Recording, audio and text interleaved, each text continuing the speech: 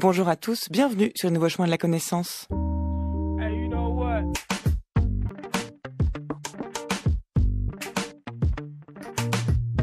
Les nouveaux chemins célèbrent tous les jours la ville de Langres en compagnie de Mathilde Wagman, Valentin Schmitt, Géraldine Mosna-Savoie, Jean Danilou et Marianne Chassor.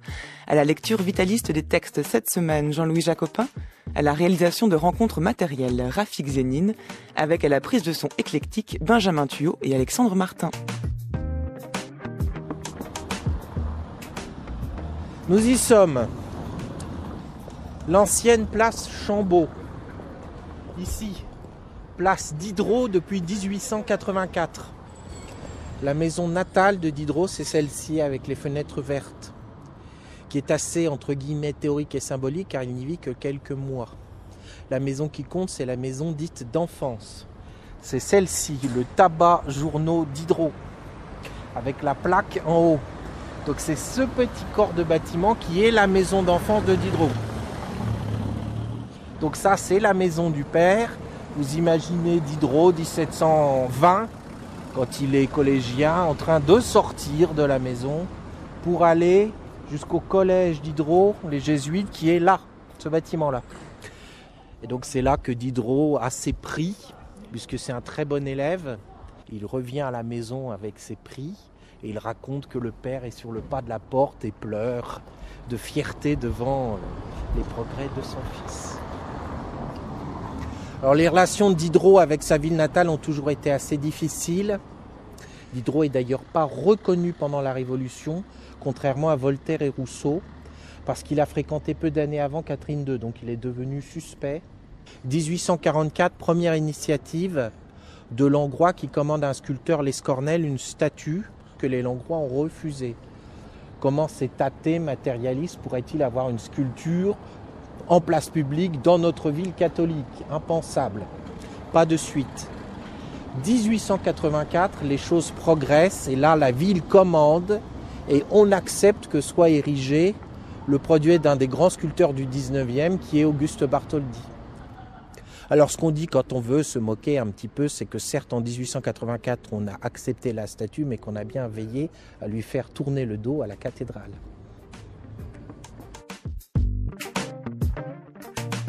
Il y a 2 ans, les Nouveaux Chemins participaient à la première des rencontres philosophiques de Langres autour du thème de la liberté. Et depuis, à chaque début d'automne, nous installons nos micros sur le plateau langrois qui se transforme le temps de quelques jours en une ville entièrement peuplée de philosophes. Cette année, à l'occasion du tricentenaire de la naissance de Diderot, c'est 4 émissions que nous sommes allés enregistrer dans la salle d'honneur de la mairie de Langres en compagnie de 4 philosophes brillants qui militent tous en faveur d'un Diderot philosophe. 4 invités donc qui partiront de 4 articles tirés de l'encyclopédie.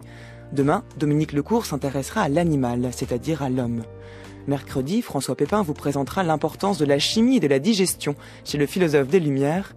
Et jeudi, Colas Duflot s'interrogera sur la spécificité d'une pensée politique propre à Diderot. Cette semaine est organisée en partenariat avec Philosophie Magazine qui vous propose ce mois-ci un dossier consacré à Diderot. Mais rejoignons sans plus attendre Annie Ibrahim qui est sur le point de nous présenter le matérialisme éclectique de son philosophe de prédilection. Comment s'étaient-ils rencontrés? Par hasard, comme tout le monde. Comment s'appelait-il? Que vous importe? D'où venait-il? Du lieu le plus prochain. Où allait-il? Est-ce que l'on sait où l'on va? Que disait-il? Le maître ne disait rien. Et Jacques disait que son capitaine disait que tout ce qui nous arrive du bien et du mal, ici-bas, était écrit là-haut. Bonjour Annie Ibrahim.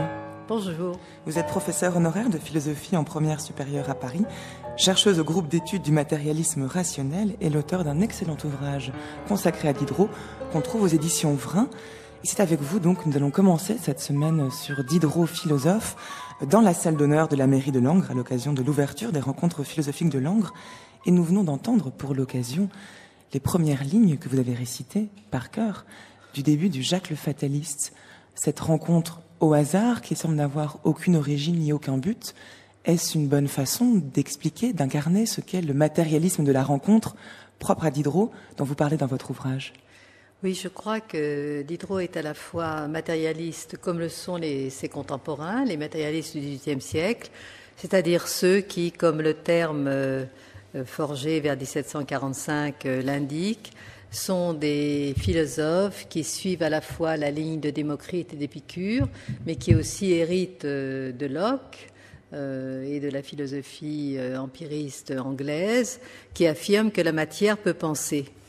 Donc en ce sens, Diderot est bien un homme du XVIIIe siècle, un philosophe du XVIIIe siècle, mais en même temps il est étranger à son siècle, il est étranger parmi ses contemporains, parce que loin du matérialisme de la nécessité, qui vient de l'Antiquité et que professe d'Holbach, que professe Helvétius, que professe la Métrie, il va au contraire s'engager dans l'aventure d'un matérialisme de la rencontre, d'un matérialisme aléatoire qui fait fond sur le hasard, qui fait fond sur l'idée paradoxale d'un désordre fondateur. Donc en ce sens, c'est la première raison pour laquelle on peut le distinguer de ses contemporains, de ses amis de l'encyclopédie, des médecins, des philosophes, des savants, bien qu'ils suivent de manière très attentive les sciences de son temps, qu'ils recopient, qu'ils produisent le cours de chimie de Rouelle qu'il a suivi, qu'il fréquente les médecins, qu'il fréquente d'Alembert, avec qui il partage la direction de l'encyclopédie de 1751 à 1758. C'est la première raison pour laquelle il se distingue néanmoins de tous ses amis et collaborateurs, surtout de l'encyclopédie. La seconde raison tient à sa position à l'égard de ce que c'est que construire une philosophie dont la cohérence est une cohérence contradictoire, encore un paradoxe, c'est-à-dire une cohérence qui n'est pas la cohérence du système, mais la cohérence du systématique. C'est ce dont rend compte l'article éclectique écrit par Diderot pour le tome 5 de l'encyclopédie. Si l'on s'en rapporte à l'étymologie, éclectikos, c'est apte à rassembler des éléments parmi des ensembles.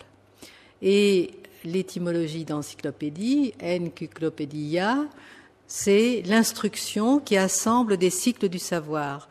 Donc il y a une proximité étymologique entre l'éclectique et l'encyclopédie, mais ce qui nous importe pour le caractère d'étranger de Diderot dans son monde, alors qu'il est matérialiste comme ses contemporains, c'est le fait que l'éclectique, c'est celui qui foule aux pieds la tradition. Diderot se place sous l'effigie d'Horace, celui qui ne se place sous l'autorité d'aucun maître et dont le but, comme le dit le prospectus de l'encyclopédie, est de changer la manière de penser. Alors la matière pense, avez-vous dit Annie Ibrahim. Pour Diderot, la matière pense, mais elle ne répond à aucune nécessité, puisqu'elle est la façon dont la matière s'agence et se meut, indépendamment de toute règle de nécessité, même de logique. Ça veut dire, tirons les conclusions tout de suite de cette affirmation qui est quand même très forte, qu'il y a un principe à l'intérieur de la matière qui fait qu'elle se meut, mais que celui-ci n'a rien à voir avec un esprit divin, un ordre divin, ni même entre une séparation entre le corps et l'esprit. C'est la matière elle-même qui pense. Nous sommes dans un monisme, c'est-à-dire dans un système de pensée, même si le terme de système est à relativiser, qui ne sépare pas le corps d'un côté et l'esprit de l'autre, mais c'est un tout qui ne correspond à aucune nécessité. C'est ça qui est formidable et très original chez Diderot. Oui, alors je crois qu'il faut reconstituer un trajet, le trajet de Diderot. Il n'affirme pas d'emblée, dès le début de sa philosophie, que la matière pense et qu'elle a tel et tel caractère. Il commence dans les pensées philosophiques de 1746, qui elle-même s'ouvre sur « c'est de Dieu que je vais écrire », alors qu'en 1753, les pensées sur l'interprétation de la nature s'ouvrent sur « c'est de la nature que je vais écrire », donc il y a déjà une évolution. Cette évolution, elle est marquée par une sorte de boutade dans l'entretien avec la maréchale, où Diderot dit « si un esprit fait de la matière », référence à la position de la théodicée et de la religion. Si un esprit fait de la matière, pourquoi de la matière ne ferait-elle pas un esprit ? Et dans le même dialogue avec la maréchale dit à Diderot, « C'est bien vous, monsieur Diderot ? Oui. C'est vous qui ne croyez rien ? moi-même. Donc, le trajet de Diderot, c'est un trajet qui est d'abord avec la traduction de Shaftesbury, la traduction du dictionnaire de médecine de James et du dictionnaire de Chambers au début de son œuvre. C'est d'abord une position qui reste providentialiste, qui supporte le mécanisme de compensation des désordres. S'il y a un désordre quelque part, il est compensé par un ordre ailleurs. La méchanceté de Racine est compensée par son génie, par exemple.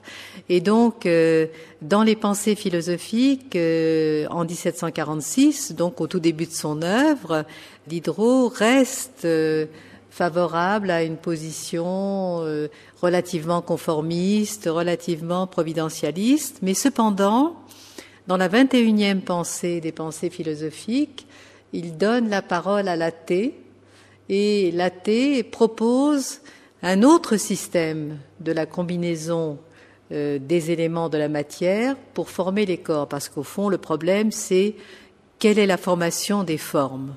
Comment les formes se forment-elles? Comment en vient-on à former des corps? Et comment, une fois ces corps formés, se mettent-ils à penser? Et donnant la parole à l'athée, donc dans la 21e pensée des pensées philosophiques, l'athée propose de se référer à la perspective d'un jet de dés, d'une multitude de jets de dés, comme les dés qu'on lance sur la table pour jouer aux dés. On sait que Diderot était passionné de jeux et qu'il partageait avec Rousseau la passion pour les échecs. Et donc, l'athée se réfère à l'analyse des sorts. Et il dit, la difficulté de l'événement, à savoir obtenir rafle de 6, c'est-à-dire un corps qui soit conformé de telle sorte qu'il puisse survivre, obtenir rafle de 6, c'est évidemment difficile, mais, ajoute l'athée, la difficulté de l'événement est compensée par la multiplicité des jets. On peut lancer autant qu'on veut les dés, le temps ne fait rien, le temps ne me fait rien, dit l'athée.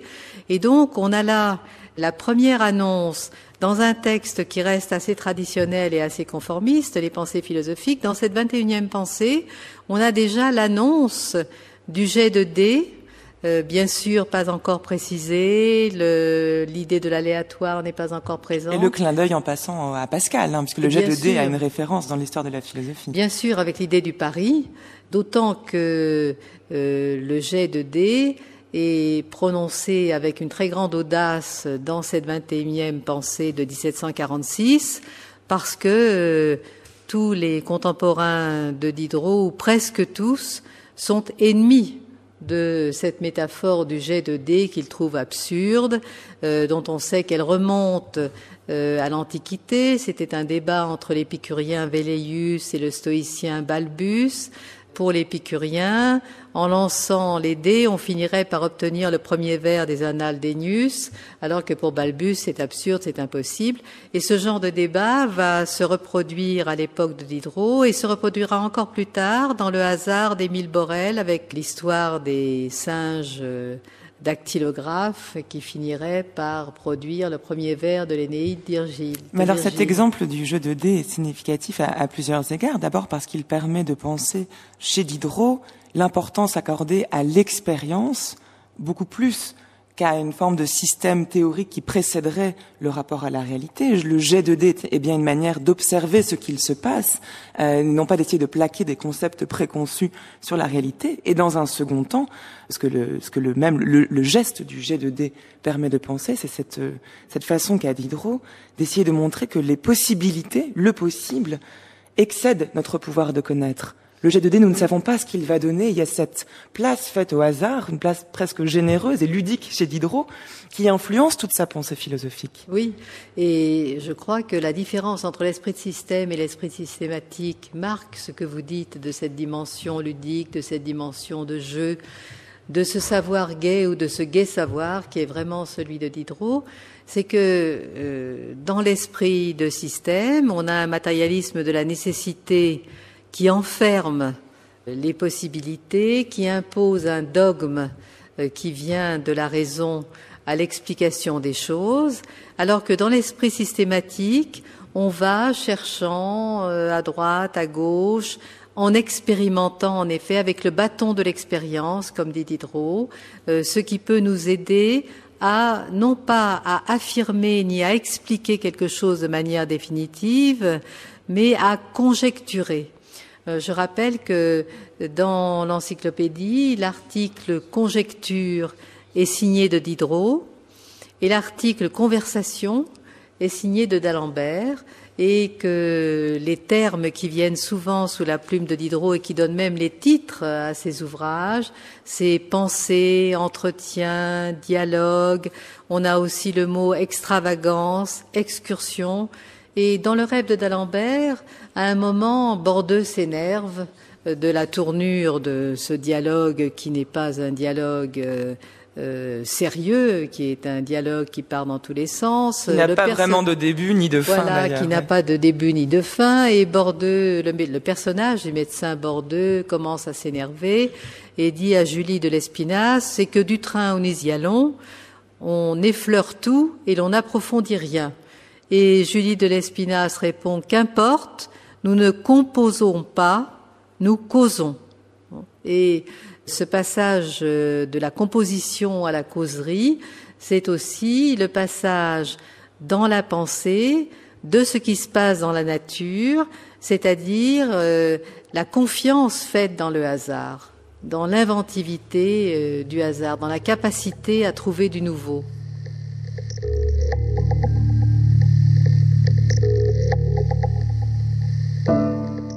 Il regardait dans le vase par ce tube et il disait « Le Voltaire en plaisantera tant qu'il voudra, mais l'Anguillard a raison. J'en crois mes yeux, je les vois. Combien il y en a, comme ils vont, comme ils viennent, comme ils frétillent. » Le vase où il apercevait tant de générations momentanées, il le comparait à l'univers. Il voyait dans une goutte d'eau l'histoire du monde. Cette idée lui paraissait grande. Il la trouvait tout à fait conforme à la bonne philosophie qui étudie les grands corps dans les petits. Il disait « Dans la goutte d'eau de Needham, tout s'exécute et se passe en un clin d'œil. Dans le monde, le même phénomène dure un peu davantage, mais qu'est-ce que notre durée en comparaison avec l'éternité des temps? Moins que la goutte que j'ai prise avec la pointe d'une aiguille en comparaison de l'espace illimité qui m'environne. Suite indéfinie d'animalcules dans l'atome qui fermente, même suite indéfinie d'animalcules dans l'autre atome qu'on appelle la Terre. Qui sait les races d'animaux qui nous ont précédés? Qui sait les races qui succéderont aux nôtres? Tout change, tout passe, il n'y a que le tout qui reste.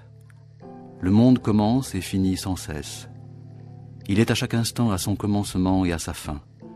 Il n'en a jamais eu d'autre et n'en aura jamais d'autre. Dans cet immense océan de matière, pas une molécule qui ressemble à une molécule, pas une molécule qui se ressemble à elle-même à l'instant. Puis, il ajoutait en soupirant « Ô vanité de nos pensées, ô pauvreté de la gloire et de nos travaux, ô misère, ô petitesse de nos vues, il n'y a rien de solide que de boire, manger, vivre, aimer et dormir. »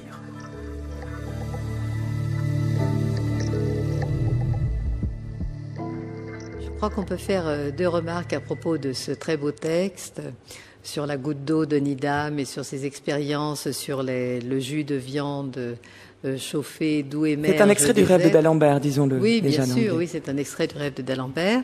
Donc, d'une part, l'expérience de Needham sur le jus de viande chauffé d'où émergent effectivement des petits animaux, et puis l'expérience sur la nielle de blé qui pourrit et qui fait apparaître des animaux. Je pense qu'on peut faire deux remarques. Je disais tout à l'heure que Diderot fait intervenir un matérialisme de la rencontre contre le matérialisme de la nécessité, d'abord dans les pensées philosophiques, par l'intervention de l'athée, puis ensuite, dans la lettre sur les aveugles, je crois que c'est en écho au texte, un premier écho au texte que vous venez de lire, c'est que dans la lettre sur les aveugles, comme vous savez, l'aveugle, le grand aveugle mathématicien Saunderson est sur son lit de mort et il est assisté par un certain nombre de religieux, dont un pasteur, le pasteur Holmes, qui décrit à l'aveugle et qui veut le convaincre et qui lui décrit ce que c'est pour lui que la nature. Et la nature est un spectacle. La nature, c'est le spectacle merveilleux qui correspond à une intention divine, à une création et à une finalité. Et le pasteur s'indigne que l'aveugle ne voit pas dans la nature un spectacle merveilleux à la manière dont l'abbé Pluche décrira les merveilles de la nature, à la manière dont on voyait dans les insectes de Réaumur des merveilles de la nature, gouvernées par une divinité. Et l'aveugle répond qu'il veut bien lui céder sur un certain nombre de points, mais que la nature n'est pas un spectacle, effectivement il ne la voit pas, et que le toucher ne lui permet pas, ne suffit pas à passer à la notion de spectacle, que le toucher de ses organes ne le conduit pas à la notion de perfection. Et à ce moment-là, il en vient à dire à Holmes que ces semblables, qui ne sont pas des infirmes, mais des monstres, l'aveugle ne se définit pas comme un infirme, mais comme un monstre, que les monstres étaient ce qu'il y avait de plus fréquent au début de l'organisation de la matière, et il a une conception mosaïque de la naissance de l'univers, c'est-à-dire que l'univers était au début recouvert d'eau, qu'il ne faut pas entendre comme un liquide, mais comme un bourbier dans lequel justement la putréfaction faisait naître des êtres, exactement comme dans la goutte d'eau de où il voit des choses qui vont et viennent et frétillent. On a ici ça, vraiment la notion exactement. de molécules qui bougent. Voilà, ce sont des molécules qui bougent, qui frétillent, qui produisent des êtres. Et s'il y a des aveugles, des mains à 6 doigts, des roses sans épines, des monstres, des bizarreries de toutes sortes aujourd'hui, ce sont des traces de ce qu'était la nature au tout début des temps, et que la nature nous rappelle par ces monstres ce qu'elle était au début. Il faut se souvenir que cette putréfaction qui fait sortir des êtres extraordinaires, fait sortir entre autres des êtres inédits. On sait que Diderot s'est intéressé parmi les sciences, surtout aux sciences du vivant, mais parmi les sciences du vivant, aux anomalies, aux désordres, aux monstres, aux bizarreries. Et il faut se souvenir que des 2 étymologies de la notion de monstre, il y a l'étymologie qui correspond à la perception la plus fréquente qu'on a du monstre, monstrum, ce qu'on montre comme un phénomène de foire, ce qu'on montre parce que ça nous étonne, parce que c'est quelque chose qu'on n'a pas l'habitude de voir, parce que ça nous fait peur, etc. Mais il y a aussi l'autre étymologie qui correspond davantage à la position de Diderot, monestrum, monere, ce qui nous montre, c'est-à-dire ce qui nous instruit, et ici ce qui nous instruit sur l'origine de la nature, sur ce bourbier d'où sortait par des fermentations intestines, comme le dit souvent Diderot, pour un mouvement intestin et fortuit. C'est l'expression qu'il emploie, un mouvement intestin et fortuit. Donc ça, c'est la première remarque. Et très rapidement, une deuxième remarque sur le texte de Needham, et qui fait qu'il ne faut pas abuser de l'artefact du précurseur à propos de Diderot en fonction de Darwin et du transformisme, parce que son transformisme est vraiment un transformisme lucrétien et pas un transformisme moderne. Ce qui est très intéressant, c'est que Diderot affirme sa conviction qu'il y a une génération spontanée. Donc il est partisan de la génération spontanée parce qu'il est partisan de l'activité, de la puissance de la nature qui, dans le cadre athée qui est le sien, produit tout ce qu'il y a à produire et qui n'a besoin d'aucune intention ni d'aucune finalité. Alors voilà, donc aucune intention ni finalité, mais revenons quand même à ce texte, à l'extrait du rêve de d'Alembert dont on a entendu un extrait. Diderot affirme quand même, tout change, tout passe, il n'y a que le tout qui reste. Quel est ce tout si, comme vous l'avez dit chez Diderot, il n'y a ni esprit de système, ni un Dieu qui serait à l'origine du monde, ni même de nécessité. Il garde pourtant l'idée de tout. Oui. Alors, je crois qu'il y a eu une rencontre justement importante dans la vie de Diderot. C'est la rencontre avec Don Deschamps. Diderot rédigeait le rêve de d'Alembert pendant l'été 1769. Et pendant cet été 1769, il a rencontré à 5 reprises Don Deschamps. Qui est Don Deschamps? Don Deschamps, c'est un moine qui vivait à Montreuil-Bellay avec 5 autres moines seulement. Et ce Don Deschamps, c'est un philosophe libertaire, partisan de la désappropriation totale, qui a fabriqué une utopie communiste et qui a écrit Le vrai système, dans lequel il a établi justement une dialectique de tout, le tout et tout avec un grand T. Et ce tout avec un grand T, c'est un tout métaphysique qu'il reproche à ses contemporains, donc à Diderot qu'il a rencontré, à Maupertuis qu'il a intéressé. Il leur reproche de ne pas avoir justement vu ce tout métaphysique, mais d'en être resté au tout physique, celui de Diderot, et c'est à ce titre qu'il les appelle des demi-lumières. Mais ce qui est certain, c'est que ce tout dont parle Diderot, ce tout qui reste, ce tout est traduit par l'image que vous avez évoquée dans la lecture du texte de l'océan de matière, des images océaniques. C'est un tout. Il voit dans une goutte d'eau l'histoire du monde. Voilà, c'est un tout qu'il faut rapporter à une notion qui est aussi un article de l'encyclopédie, la notion de vicissitude. Tout change, tout passe. Il n'y a qu'une symétrie passagère, un ordre momentané, dit le rêve d'Alembert, une symétrie passagère, un ordre momentané. Et donc, ce que j'appelle le tout en cet instant est déjà en train de devenir autre chose, est déjà en train de devenir un autre tout. Il faut donc, avec Diderot, soutenir le paradoxe d'un tout inachevé et ouvert. On est ici vraiment entre Leibniz d'un côté et Pascal de l'autre, parce que l'exemple de l'histoire du monde dans une goutte d'eau renvoie au principe d'indivisibilité, ou plutôt de divisibilité à l'infini selon Leibniz. Oui. Leibniz qui montre bien que chaque particule, chaque élément peut sans arrêt et sans cesse être défini sans jamais s'arrêter à une entité première, ce qui implique du coup qu'on retrouve une infinité de choses au sein même de la partie la plus infime de l'univers. Mais chez Leibniz, il y a quand même un ordre, il y a quand même un tout, ce tout est Dieu qui a défini à l'avance le monde dans lequel nous vivons selon un critère moral qui est le meilleur monde possible. Mais on retrouve chez Diderot également cette notion pascalienne d'une contingence, tout change, tout passe, c'est l'existence terrestre qui est ainsi. C'est la déchéance de l'homme qui n'appartient pas à l'ordre divin mais qui est bien dans l'ordre humain. Et donc on a ici la rencontre entre un système leibnizien peut-être optimal d'un point de vue moral et la contingence qui est négative chez Pascal, et les deux se rejoignent ici dans ce texte de Diderot. C'est vrai, et l'influence de Leibniz est passée surtout par Maupertuis, qui a produit une monadologie physique, et donc qui a fait passer la monade au statut d'atome, donc qui est passé d'un niveau d'ordre du réel qui était celui de Leibniz à un autre niveau d'ordre qui aurait été refusé par Leibniz, c'est-à-dire substituer l'atome à la monade.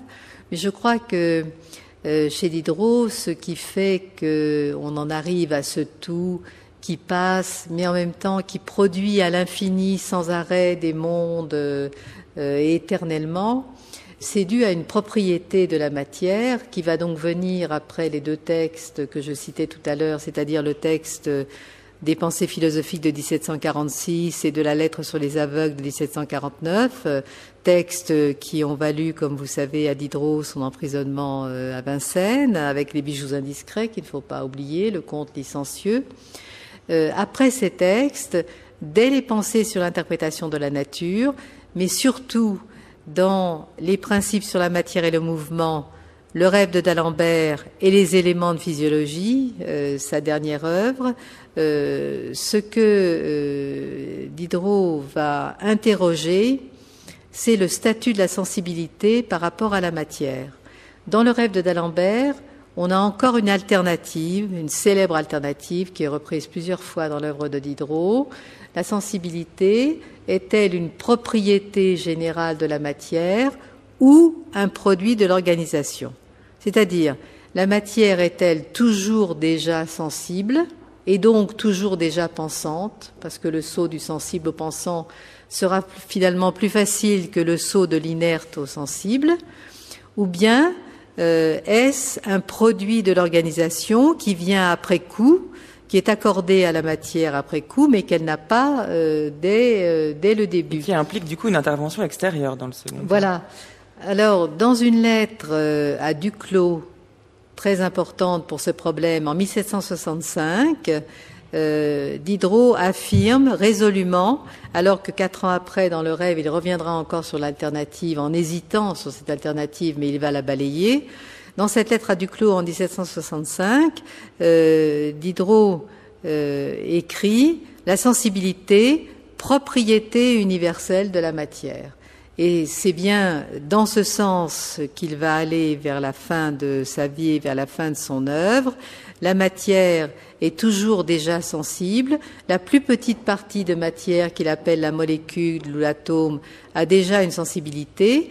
Et il récupère du traité de dynamique de d'Alembert de 1743 la distinction entre force morte et force vive, qu'on trouve aussi chez Leibniz, en sensibilité inerte et sensibilité active.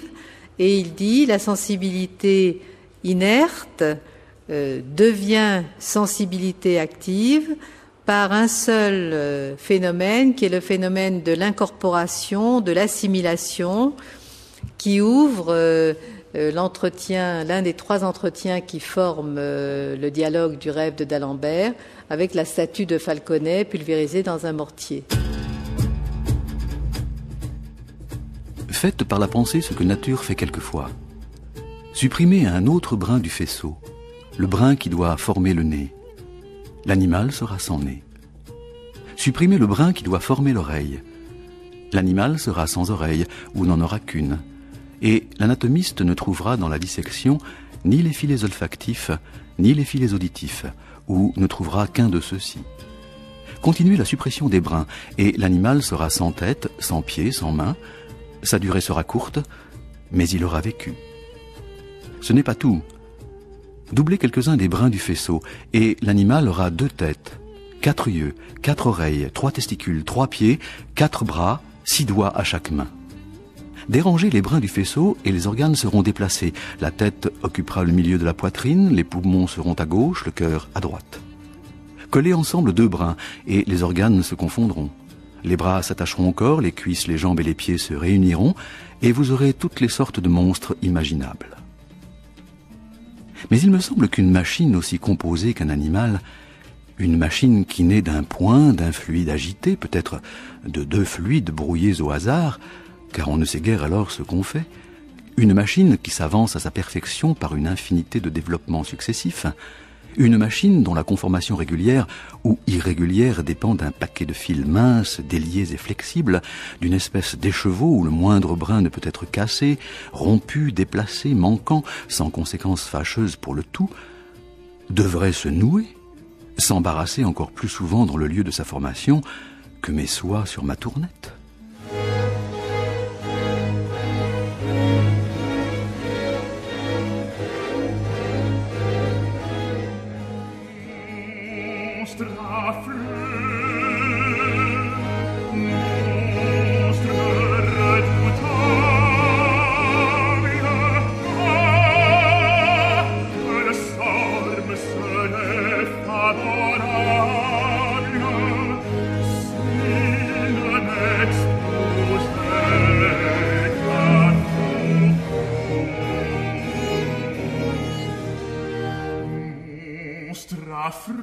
Ce monstre affreux, c'est celui de Dardanus de Rameau.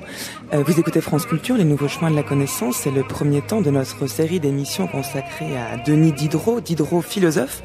Et pour l'occasion, nous enregistrons cette émission depuis la salle d'honneur de la mairie de Langres. Et j'ai le plaisir d'accueillir Annie Ibrahim, professeure honoraire de philosophie en première supérieure à Paris, pour cette émission Diderot philosophe à partir de son ouvrage notamment publié chez Vrin qui s'intitule tout simplement Diderot et où Annie Ibrahim propose un Diderot matérialiste de la rencontre. Il renaît des efforts qu'on fait pour la détruire, une calmane qui déchire et d'intelligence avec lui. Revenons sur la question du monstre, Annie Ibrahim, puisque le fait que le monstrueux puisse advenir dans la nature est plutôt une norme d'ailleurs chez Diderot qu'une exception, ce qui renverse tous les critères de normal et de pathologique à l'époque. Mais comment expliquer si la matière est une masse informe, un chaos qui se débrouille, écrit Diderot, et qui donne lieu à des corps, alors parfois monstrueux, parfois non, comment expliquer la naissance, disons, d'espèces, par exemple, d'espèces animales, d'espèces humaines, d'espèces végétales? Il y a bien une forme de classification ici. Si Diderot fait un pied de nez à ce que sera Darwin, il ne veut pas tenir jusqu'au bout ce principe de hasard total qui régirait l'évolution de la nature. Et comment explique-t-il cet ordre qu'il constate? Et pourtant, il ira jusqu'à rejeter cette notion d'ordre et à se fonder résolument, je crois, sur l'idée d'un hasard fondateur. D'une part, ce que vous avez lu figure avec Mademoiselle de Lespinasse qui joue avec les brins sur sa tournette, qui les mélange et qui donc transforme des êtres normaux, entre guillemets, en êtres extraordinaires. Il y a là une figuration de ce qui se passe dans les corps, puisqu'il y a 3 niveaux de vie: la vie de l'élément, la vie de l'organe, la vie de l'animal. Et dans l'animal est conformé par un faisceau de brins qui se mêlent d'une certaine façon, qui peut être bousculé de l'extérieur mais aussi de l'intérieur. Diderot hérite là de l'image du moule intérieur de Buffon. Et pour cette notion d'espèce, il faut songer à l'article animal de l'encyclopédie. Dont il sera question demain dans l'émission avec Dominique Lecourt. Demain, très rapidement, puisqu'il en sera question de manière plus approfondie. Cet article est un article repris de Buffon et Diderot écrit en quelque sorte dans les marges de l'article de Buffon. Et ce qu'il écrit dans les marges, c'est précisément la négation de l'idée d'espèce. Déjà, Buffon reconnaissait que les espèces ne sont pas fixées dans la nature, mais que c'est nous qui établissons des notions d'espèces, justement parce que nous avons un souci fallacieux de l'ordre. Mais en réalité, dans la nature, il n'y a pas d'espèces, il y a un brouillage des espèces. Et je crois qu'il y a chez Diderot un mouvement vers un antispécisme, parce que s'il faut un transcendantal, après tout il n'en faut peut-être pas, mais s'il faut un transcendantal dans la philosophie de Diderot, le seul transcendantal serait la métamorphose. Les corps se métamorphosent les uns dans les autres, changent les uns dans les autres. Lorsqu'il parle de l'animal et de l'homme, il dit l'homme est presque animal, la plante est presque animal, l'animal est presque plante, même le minéral est presque plante. Et lorsque je dis du marbre qu'il est inerte, qu'il est immobile, qu'il est une matière inerte, je ne me rends pas compte au moment où je le dis que le marbre est en train de se dissoudre.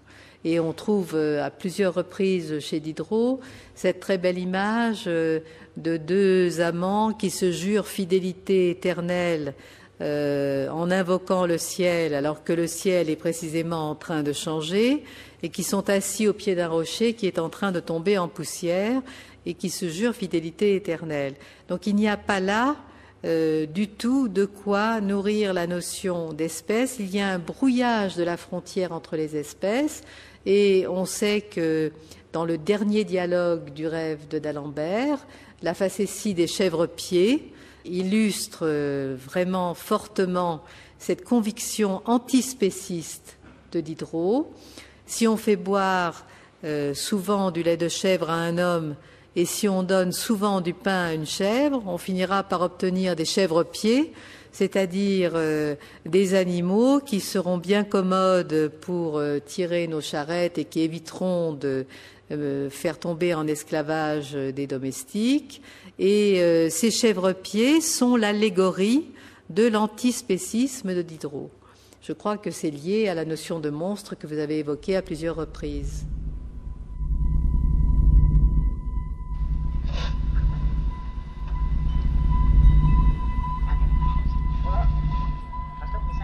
Et moi, je disais, ceux qui se sont aimés pendant leur vie et qui se font inhumer l'un à côté de l'autre ne sont peut-être pas si fous qu'on pense. Peut-être leurs cendres se pressent, se mêlent, s'unissent, que sais-je. Peut-être n'ont-elles pas perdu tout sentiment, toute mémoire de leur premier état. Peut-être ont-elles un reste de chaleur et de vie dont elles jouissent à leur manière au fond de l'urne froide qui les renferme. Nous jugeons de la vie des éléments par la vie des masses grossières. Peut-être sont-ce des choses bien diverses. On croit qu'il n'y a qu'un polype. Et pourquoi la nature entière ne serait-elle pas du même ordre? Lorsque le polype est divisé en 100 000 parties, l'animal primitif et générateur n'est plus, mais tous ses principes sont vivants.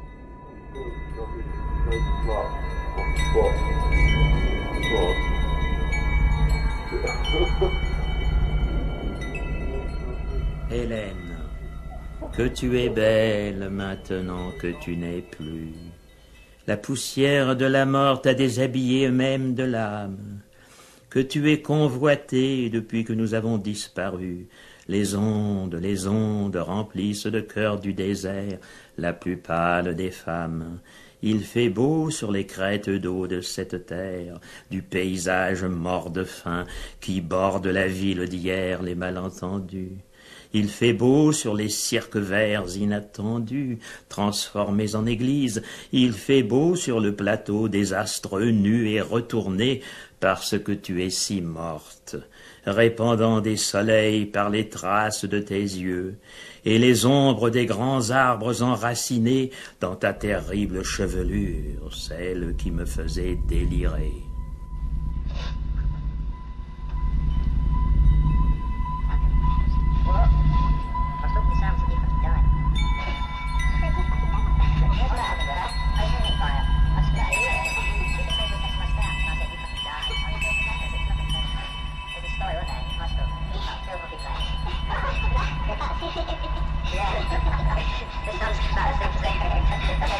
L'évocation de la matière céleste par le poète Pierre-Jean Jouve, dont on vient d'entendre la voix, Annie Ibrahim, de 1937, le poème date de 1937, illustre ce quelque chose que serait la nature à l'origine, ce chaos, la précipitation des blocs d'ozone, dit-il, qui donc peut renvoyer à la notion de matérialisme de la rencontre chez Diderot, qui ouvrirait vers une forme de matérialiste poétique même, on en a la preuve ici avec ce poème. Mais comment fait-on, et j'y reviens, comment fait-on pour expliquer comment Diderot peut-il tenir jusqu'au bout ce matérialisme qui a pour armature la sensibilité, sans être contraint à ne pas pouvoir expliquer certains phénomènes et notamment certaines attitudes rationnelles de l'homme. Vous avez dit, c'est l'homme qui essaye de voir un ordre dans les choses. Mais d'où nous vient cette idée d'ordre, si le chaos est originaire, et si ce n'est pas Dieu qui nous l'a mis au sein de notre esprit? Comment l'homme a-t-il l'idée même d'ordre? Oui, cette idée d'ordre vient, et on le trouve dans l'article éclectique de l'encyclopédie, vient de ce qui a retardé, comme le dit Diderot, l'éclectisme, ce qui l'a repoussé, ce qui a fait que l'éclectisme n'a pas été la doctrine de tout un chacun et que nous sommes hantés par l'idée d'ordre. C'est la superstition, ce sont les préjugés.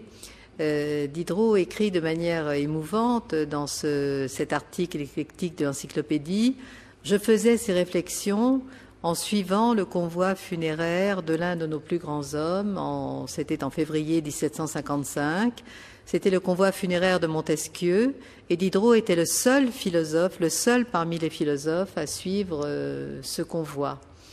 Et il profite, entre guillemets, de la situation qui était la sienne lorsqu'il rédige l'article éclectique pour expliquer le retard que nous avons face à la compréhension de la sensibilité de la matière et à l'idée d'un désordre fondateur, et le retard que risque de prendre l'encyclopédie, parce qu'il dit de l'encyclopédie, comme vous savez, bien sûr nos neveux seront plus instruits, mais l'encyclopédie peut s'améliorer, elle peut aussi se détériorer. Pourquoi? Parce qu'il y a la superstition, parce qu'il y a les pouvoirs qui faussent donc la religion, réalité. disons-le. parce qu'il y a la religion, bien sûr, et l'athéisme de Diderot est clair, net et sans aucune nuance. C'est un athée convaincu. Donc, tout cela fait que l'idée d'ordre naît aussi d'une certaine facilité, d'une façon de céder à l'utilité, à l'intérêt, à une forme de société qui est perverse, qui n'est pas la forme de société à laquelle vers laquelle il faudrait s'orienter, ce qui fait que ce matérialisme de la rencontre a aussi des conséquences politiques sur lesquelles on ne pourra dire qu'un petit mot, ou peut-être pas de petits mots du tout.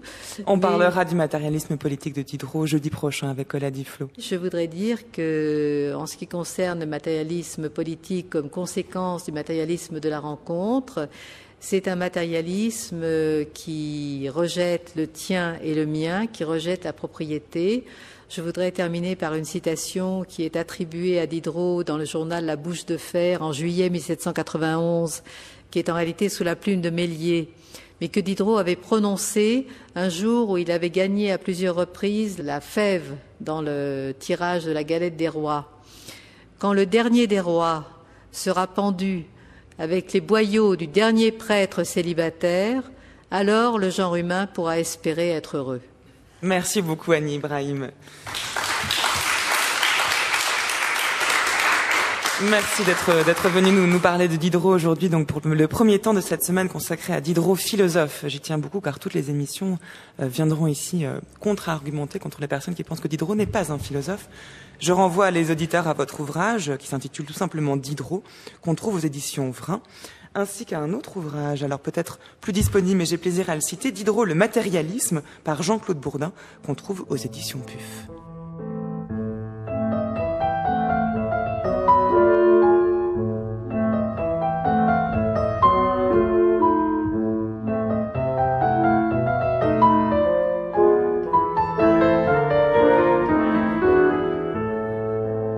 Encore 2 minutes papillon. Comment le matérialisme de Diderot est-il une forme d'art? Réponse avec 2 artistes langrois hors normes, Daniel Kupsik et Max Hervé, au micro de Géraldine Mosna-Savoie.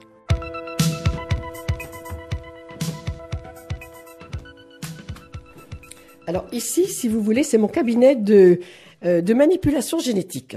Parce que j'ai pris une molécule de matière qui s'est multipliée. Alors, je laisse faire, mais attention, je dirige quand même un petit peu dans le sens que je veux, mais c'est souvent aléatoire aussi. Alors, vous avez ici le départ des manipulations, elles explosent, elles fomentent, elles se multiplient, et elles sont, vous voyez, vous avez une main, vous avez un cœur en formation, vous avez une tête ici. Certaines sont loupées, parce que c'est très dangereux, cette fameuse matière qui vit toute seule à l'intérieur, comme la digestion, vous savez. Cette matière, par moment, elle vous échappe. Regardez ce grand tube en plastique que j'ai fait comme une éprouvette, et vous avez ici la tête au-dessus, mais vous n'avez plus de haut, vous avez que le bas. Et le bas, regardez les mictions là, regardez les intestins, on dirait des boyaux qui sortent. Mais tout ça, c'est tout ce que je peux pas contenir, moi. Donc, si vous voulez, tout ça, ça sort quand même, ça sort. Regardez, mais cette sculpture, elle est loupée. C'est une infirmité. Comme on m'a donné je suis une infirme intérieure, une infirme, je ne serai jamais mère, ni grand-mère, ni belle-mère. Donc c'est une grande souffrance. À la fois c'est élégant, mais c'est souffrant quand même quelque part. Hein. Et vous allez. Tu n'as jamais expliqué aussi bien que ça. Ah ben si quand même. À mon avis, il y a une extrême profondeur qui est au-delà de l'esthétique. C'est une profondeur de souffrance dévoilée. Voilà. La souffrance est dévoilée, voilà. Dévoilée et matérialisée là-dedans, sans aucune intention, ni de plaire, ni de choquer. C'était les 2 minutes papillons de Géraldine Mosna-Savoie. Les nouveaux chemins touchent à leur fin, mais pas d'inquiétude, on se retrouve demain pour la suite de cette série d'émissions consacrée à Diderot philosophe. Demain, c'est Dominique Lecourt qui viendra nous parler de l'article animal dans l'encyclopédie de Diderot. D'ici là, si vous souhaitez réécouter cette émission, rendez-vous sur le site de France Culture à la page des Nouveaux Chemins. Vous y trouverez les indications bibliographiques et musicales concernant l'émission du jour. Et surtout, vous pourrez la télécharger, la podcaster, afin de l'écouter où vous voulez et quand vous voulez. Et rendez-vous également sur la page Facebook de l'émission, où toute l'équipe met en ligne quotidiennement l'émission du jour.